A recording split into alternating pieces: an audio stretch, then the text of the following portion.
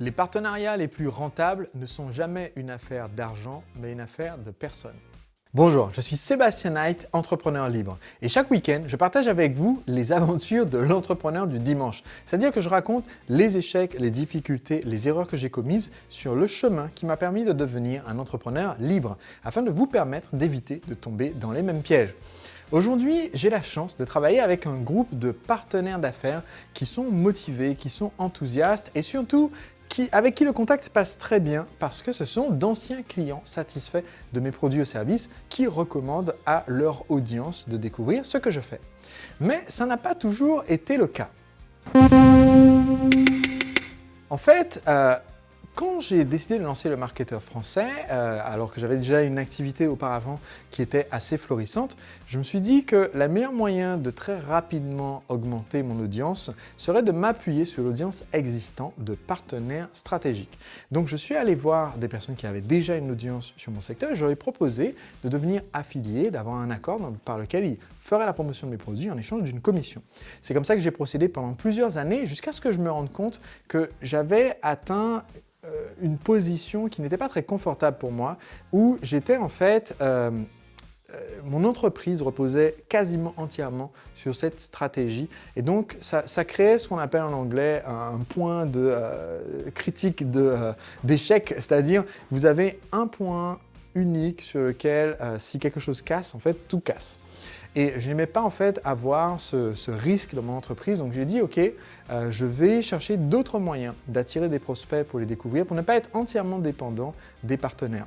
Alors, comme j'ai tendance à faire, au moment où j'ai pris cette décision, j'ai décidé que pour vraiment le faire, pour pas juste que ça soit une idée comme ça en l'air, j'allais carrément arrêter complètement de fonctionner avec des affiliés ou des apporteurs d'affaires et que j'allais entièrement partir sur la publicité, le trafic payant pour apprendre cette nouvelle compétence et faire ce qu'on appelle brûler les bateaux derrière moi, c'est-à-dire dire je pars à la conquête du monde de Facebook à l'époque et de la publicité Facebook et pour éviter que cette décision, d'ici 2 semaines, je change d'avis parce que c'est la voie de la facilité de revenir au partenariat, eh bien je décide, j'arrête complètement les partenariats, j'arrête complètement l'affiliation et je vais développer mon entreprise entièrement en solo en découvrant cette compétence de la publicité payante.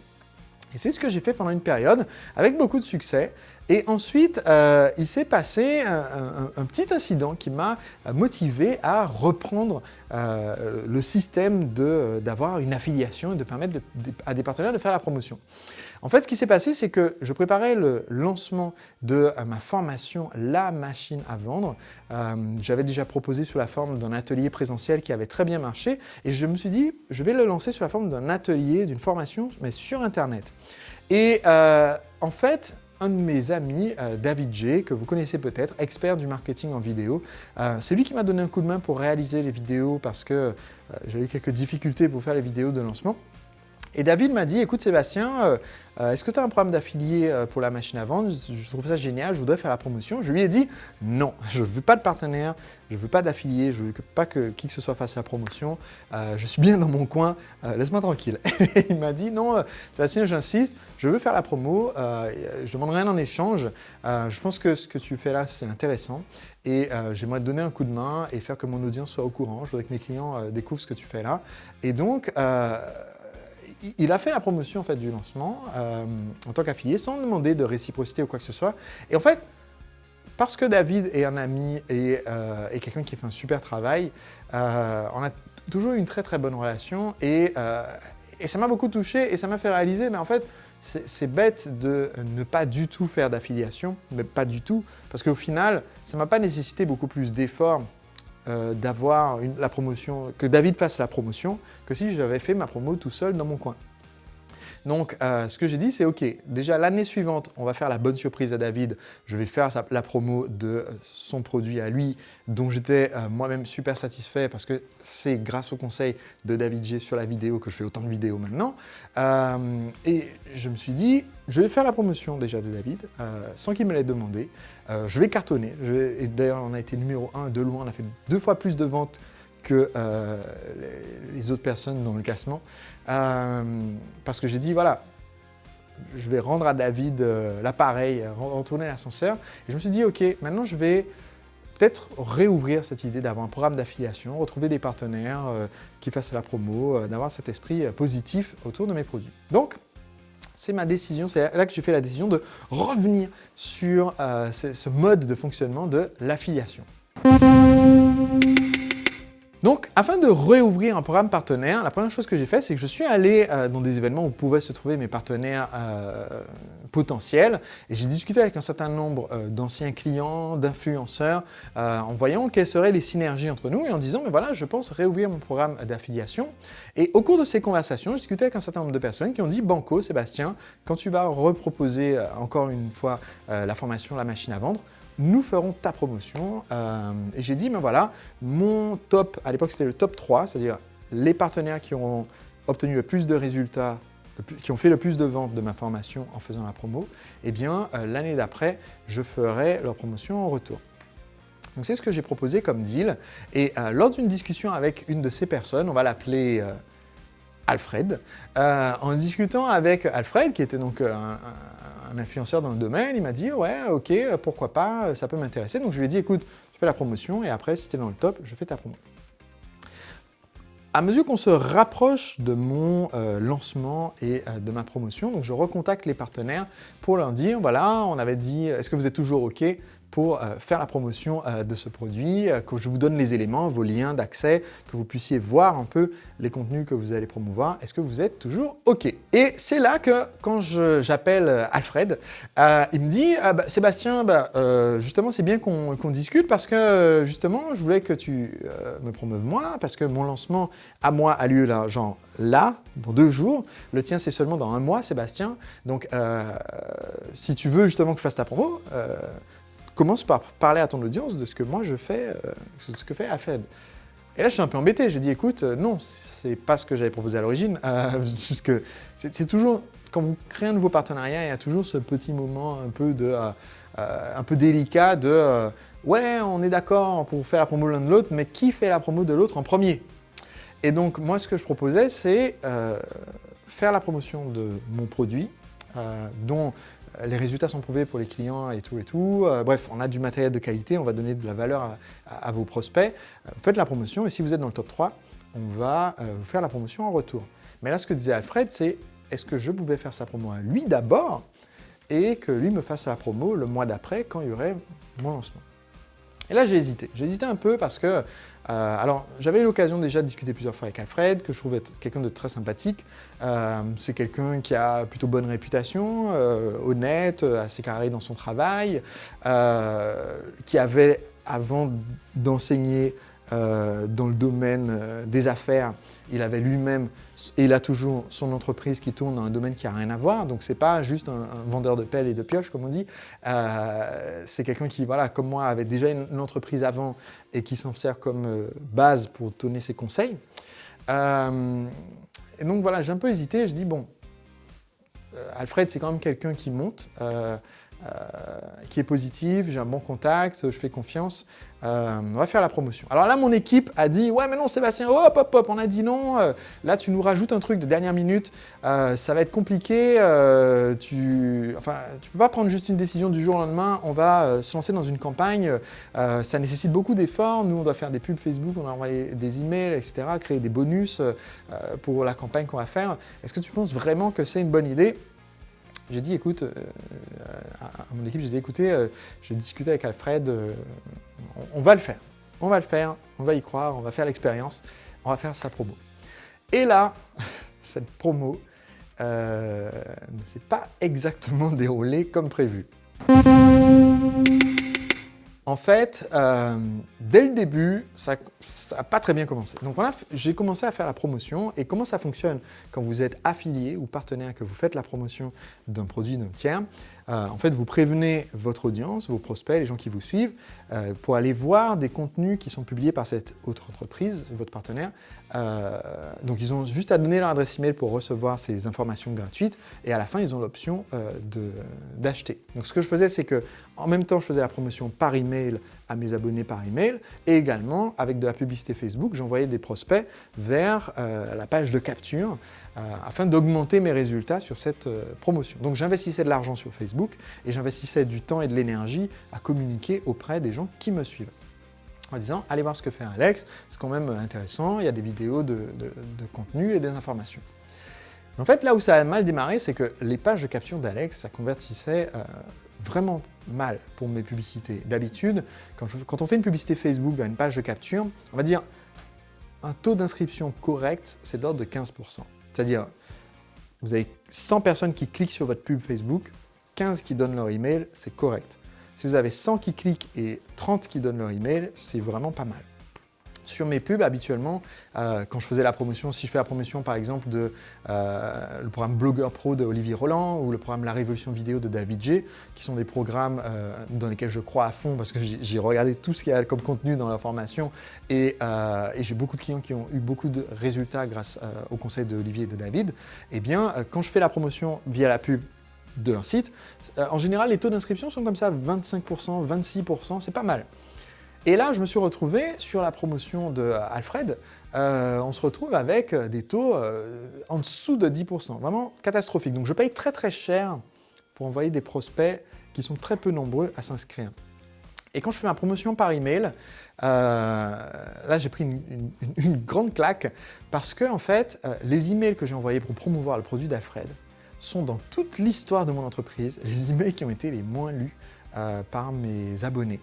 Le taux d'ouverture des emails, sur notre liste qui fait un peu plus de 100 000 personnes, on a des taux d'ouverture en général qui sont de l'ordre 10% c'est correct, 20% c'est très bon, et ça varie selon les emails. Mais là, sur la promotion d'Alfred, même pas 5% des gens ouvraient les mails. Genre, j'avais jamais vu ça. Si vous envoyez un mail à une liste de gens au hasard, avec comme titre « Vous êtes trop naze » et rien dans le mail, et que vous passez pas les filtres à spam, vous allez quand même avoir plus de 5% qui ouvrent les mails. Donc là, j'étais surpris. Donc en fait, ce qui s'est passé, c'est que sur cette promo, j'ai eu plusieurs problèmes simultanés. J'ai eu le problème que mon audience n'était pas très intéressée par le sujet. Et en plus, j'ai eu le problème que les emails que j'envoyais en utilisant le service Aweber, pile à ce moment-là, n'arrivait plus dans la boîte des destinataires. J'avais énormément de problèmes d'emails qui arrivaient en boîte de spam. Et heureusement, en fait, d'une certaine façon, que c'est arrivé avant mon lancement à moi de ma formation, parce qu'en fait, tous ces mails qui tombaient en boîte de spam m'ont alerté et ont fait que j'ai quitté le service Aweber pour passer au service français SG Autorépondeur. Ma version du service s'appelle contacticiel.com. Et donc, j'ai fait la transition vers contacticiel.com qui m'a permis de retrouver des excellents taux d'ouverture de mes emails. Le même mail envoyé sur Aweber faisait peut-être un peu moins de 10% d'ouverture, alors qu'un mail envoyé sur contacticiel.com, qui est un service français, et donc qui est fait pour qu'il y ait une bonne délivrabilité sur les boîtes mail des Français, contrairement à Aweber qui est américain. Le même mail qui faisait 10% chez Aweber faisait 20% ou plus d'ouverture quand je l'envoyais avec contacticiel.com. Donc je me suis rendu compte, heureusement grâce à ça, avant mon lancement, qu'il fallait absolument que je change de prestataire. Mais en attendant, le résultat, c'est que sur la promotion que j'ai faite d'Alfred, mon public n'était pas super chaud, pas super intéressé. Il n'y a pas beaucoup de gens qui s'inscrivaient sur la liste d'emails. Je ne sais même pas si j'ai fait une vente, je pense même pas. Et donc du coup, j'ai dépensé énormément d'efforts pour générer, et en publicité, pour générer en commission affiliée exactement 0 €, puisqu'on n'a pas fait de vente. Donc la déception m'est énorme. Alors le lancement de Alfred s'est passé plus ou moins bien, il était plutôt content lui, moi j'étais très déçu en tant qu'affilié, vous faites la promotion de quelque chose, vous faites 0 vente, vous êtes super blasé. Mais ça ne s'arrête pas là, parce qu'en fait, quelques jours plus tard, quand on arrive à quelques jours de mon lancement, je discute avec Alfred, je lui dis écoute, j'étais un peu déçu, sur ton lancement, je n'ai pas eu trop de résultats, et Alfred il me dit bah oui, moi j'étais déçu, parce que tu as fait la promo et tu n'as pas eu de résultats et tout, donc du coup, moi, j'ai pas envie de faire ta promo. Donc en fait, j'ai dépensé plein d'efforts et l'argent en publicité, j'ai encaissé 0 commission, et en plus, à ce stade, Alfred, qui n'est pas content, ce qui est compréhensible, il n'est pas content parce que je suis affilié, j'ai fait la promo sans faire de vente, mais par contre, Alfred se dédie de sa parole. Donc je me retrouve juste avant mon lancement, à envoyer des mails pour rien, perdu plein de temps, dépenser de l'argent. Et Alfred qui me dit, écoute, je ne suis pas super motivé. Je lui dis, écoute, je comprends, mais est-ce que tu peux au moins envoyer un mail, par exemple pour la première vidéo gratuite, au minimum un mail, comme ça au moins tu peux dire j'ai participé, ou alors tu envoies un mail par exemple pour une des webconférences, Et Alfred dit ouais, non, mais ce que je peux te proposer, c'est on organise une webconférence juste pour mon public, etc. Bref, il allait me redemander de faire plein de boulot supplémentaires pour ne pas avoir à faire la promo. Donc j'ai dit ok, laisse tomber, on abandonne, on oublie. Et là, en fait, ça a été un déclic parce que je me suis rendu compte, ok, dans tous les partenariats que j'ai faits au fil des années, en 10 ans, je pense que la première fois que j'ai fait un partenariat stratégique, c'était en 2008, avec des blogueurs de développement personnel pour promouvoir mon premier séminaire de développement personnel à la Tour Eiffel. Donc ça faisait presque 10 ans que je faisais des partenariats. Je me suis dit, ok, dans tous les partenariats que j'ai faits, quels sont ceux qui ont vraiment bien marché? C'est-à-dire, on était content des deux côtés. Et ceux qui ont toujours vraiment bien marché, c'est des partenariats où j'avais une bonne relation avec la personne en face, personnelle. Il y avait un respect mutuel par rapport à notre travail. Je connaissais la qualité du produit, etc. Mais aussi, je me suis dit, il doit y avoir d'autres facteurs qui font que ça marche ou que ça ne marche pas.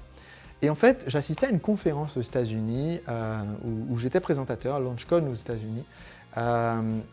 Mais il y avait d'autres présentateurs et j'écoutais un autre présentateur qui était... son boulot, c'est affilié professionnel. Et le mec, il fait plusieurs millions d'euros par an en faisant la promotion des produits des autres.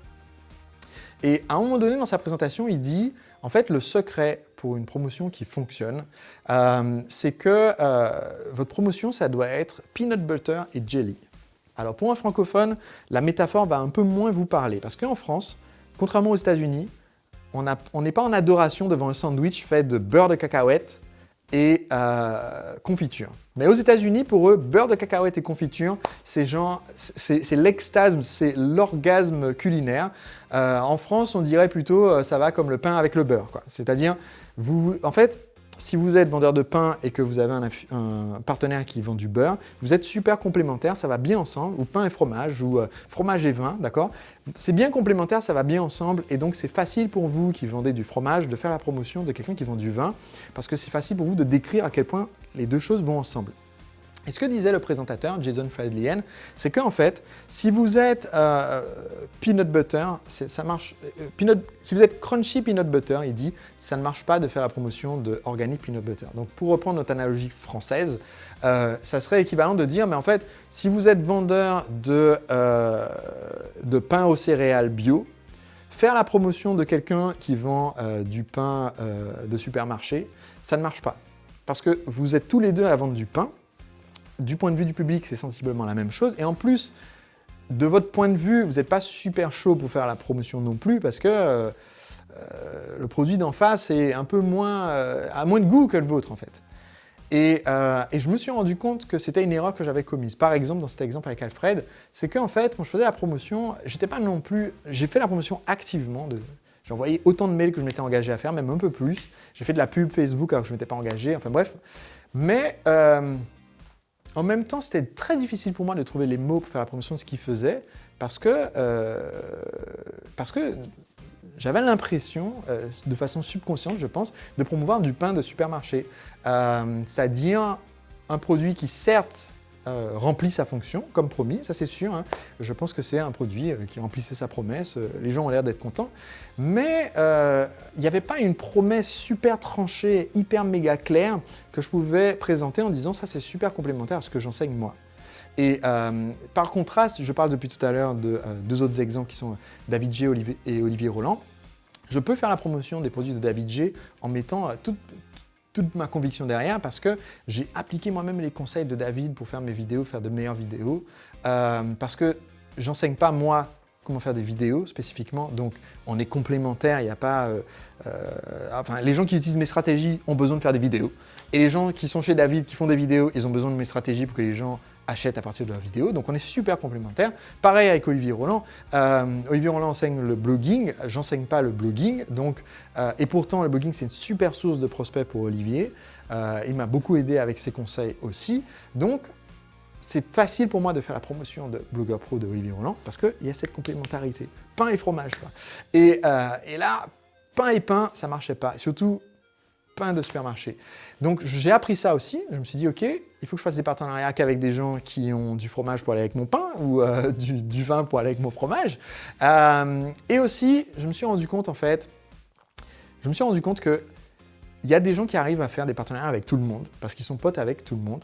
Et en fait, je ne suis pas suffisamment sociable pour être pote avec tout le monde et réussir à faire des partenariats avec tout le monde. Je me suis rendu compte qu'il y a des gens avec qui je peux accrocher personnellement, mais pas avoir une bonne relation de travail, et je ne devrais pas travailler avec ces personnes-là. Donc, ce que j'ai décidé, c'est de mettre en fait un certain nombre de filtres pour mon programme d'affiliation. Et maintenant, en fait, je ne travaille en partenariat qu'avec des gens qui sont des anciens clients, des gens qui ont eux-mêmes bénéficié de mes conseils, de mes produits, de mes services et ont été satisfaits. Ça a changé leur vie, ça les a aidés à multiplier leur chiffre d'affaires, à se libérer du temps et qui veulent faire ma promo. Comme ça, je sais que c'est des gens qui sont en alignement avec mes valeurs.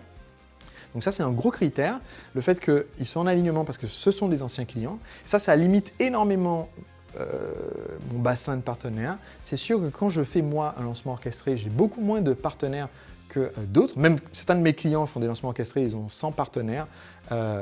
Olivier Roland, je ne sais pas combien de partenaires il y a quand il fait un lancement orchestré. Moi, j'en ai pas beaucoup, j'en ai peut-être 10.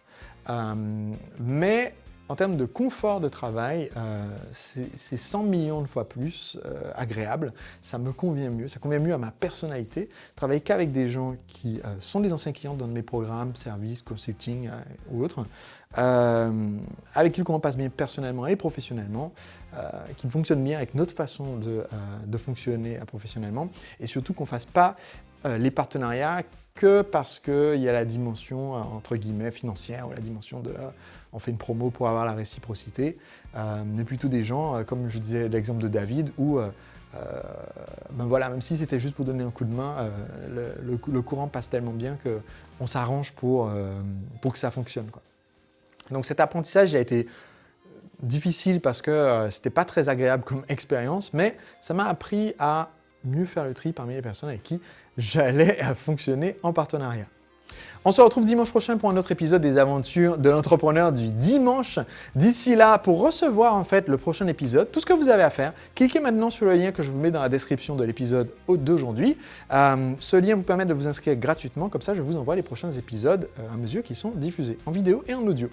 Et si vous n'avez pas encore lu mon livre, Le secret des entrepreneurs libres, sachez que dans ce livre, je vous explique comment automatiser votre entreprise, faire des ventes 24 heures sur 24, 7 jours sur 7, sans avoir besoin d'être sur la brèche tout le temps, vous libérez plein de temps. Et en ce moment, je vous permets de démarrer votre lecture du livre gratuitement. Toutes les informations sont dans la description de cet épisode. Cliquez le lien, démarrez votre lecture et on se retrouve dimanche prochain. À très vite.